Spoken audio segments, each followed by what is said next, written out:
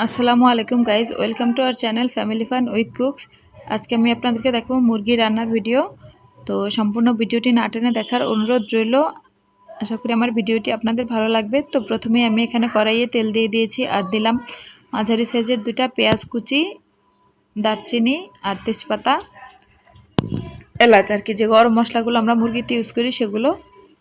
গরম মশলাটা এই তেলের মধ্যে দিলে হয় কি, পেঁয়াজটা একটু ভাজা ভাজা বেরেস্তা ফ্লেভার আসে আর গরম মশলার গ্রানটা একদম পারফেক্টলি বের হয়। এখানে আমি 1 টেবিল চামচ পরিমাণ আদা বাটা, 1 টেবিল চামচ পরিমাণ রসুন বাটা দিয়েছি আর দিয়ে দিলাম লবণ 1 চা চামচ পরিমাণ, পরে টেস্ট করে আবার দেব।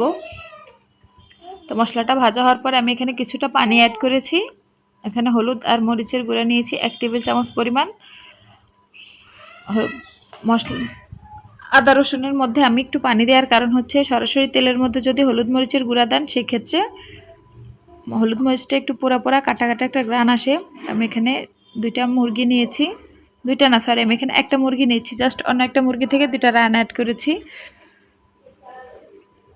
তো যেহেতু ঘরে বাচ্চা আছে 3জন, সবাই রান খেতে চায়, সেক্ষেত্রে আমি 2টা মুরগিরই রান নিয়েছি, কিন্তু মুরগি একটা পরিমাণে, জাস্ট 2টা রান অ্যাড হয়ে গিয়েছে। তো এবার আমি মুরগিটাকে কষিয়ে নিচ্ছি। মুরগিটা ঢেকে ঢেকে একটু পরপর নেড়ে দিচ্ছি। আমি একদম লো আছে মুরগিটা রান্না করছি, চুলার আছে একদম কমিয়ে। আমি আশা করছি আর পানি দেব না, এই এক পানিতেই আমি পুরো রান্নাটা কমপ্লিট করব।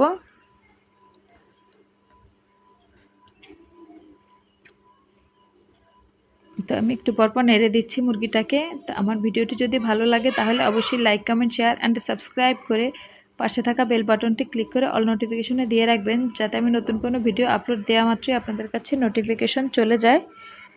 তো আর আমি ভেবেছিলাম মুরগিটাতে ঝোল দেব না,